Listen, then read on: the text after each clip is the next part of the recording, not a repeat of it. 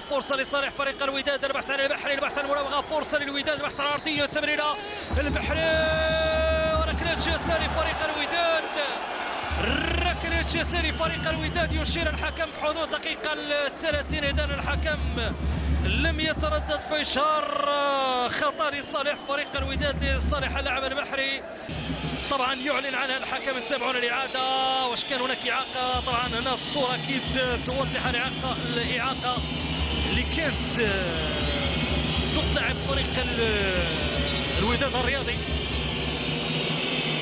إذا البحري،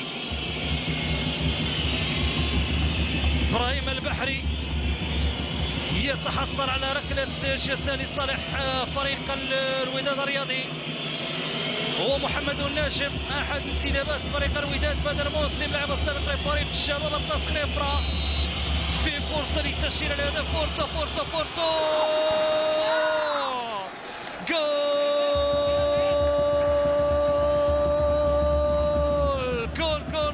للوداد. اذا البدايه وداديه على مستوى هذا المقابله. اكيد فريق نهضة بركان الان سيكون مطالب بالبحث عن هدف التعادل، وهدف اكيد سيحرك مجريات المقابله اللي كانت متوسطه. كره لفريق نهضة بركان لعبت بالشكل هذه خطيره. فرصه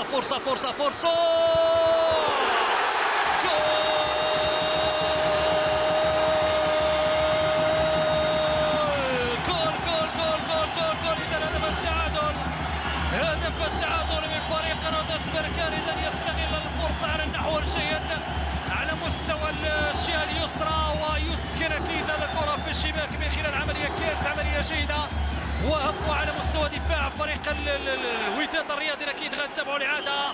هدف التعادل اللي جاء في حدود دقيقة 35. تابعوا الإعادة. بالفعل ما كانش هناك تسلل، واضحة العملية. جوج ديال اللاعبين من فريق نهضة بركان أكيد كان يعني تدخل والتعامل مع هذه الكره بالشكل اللي كيتابعوا، يعني تمرير الكره بالشكل الجيد. وعبد الهادي حلحول، عبد المولى بالرابح يمنح كره على طبق من ذهب.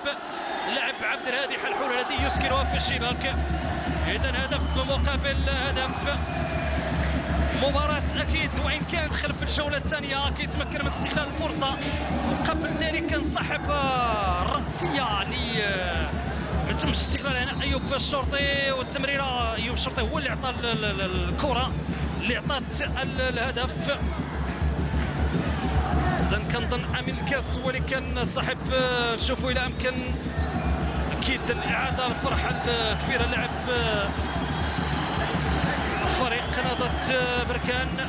إذا محمد عزيز المترجي في الجهة اليمنى. فرصة لصالح فريق الوداد. البحث عن البحري، البحث عن المراوغة، فرصة للوداد، البحث عن العرضية، تمريرة البحري، ركلة جزاء لفريق الوداد.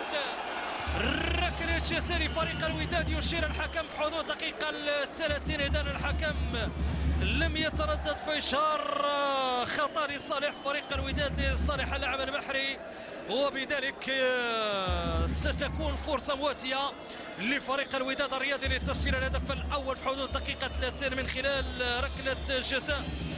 طبعا يعلن عنها الحكم. نتابعون الإعادة واش كان هناك إعاقة. طبعا هنا الصورة أكيد توضح الإعاقة اللي كانت ضد لاعب فريق الوداد الرياضي.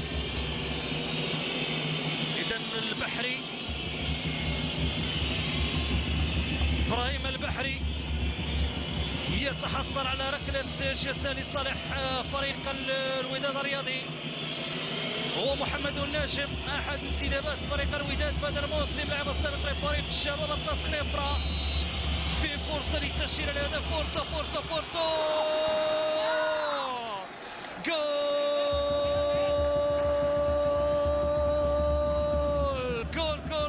للوداد. اذا البدايه وداديه على مستوى هذا المقابله. اكيد فريق نهضة بركان الان سيكون مطالب بالبحث عن هدف التعادل، وهدف اكيد سيحرك مجريات المقابله اللي كانت متوسطه على مستوى الاداء من الطرفين معا، وان كانت افضليه نسبيه لصالح فريق نهضة بركان الذي نور. تابعوا الاعاده. بالفعل ما كانش هناك تسلل، واضحه العمليه. جوج ديال اللاعبين من فريق نهضة بركان اكيد كان يعني تدخل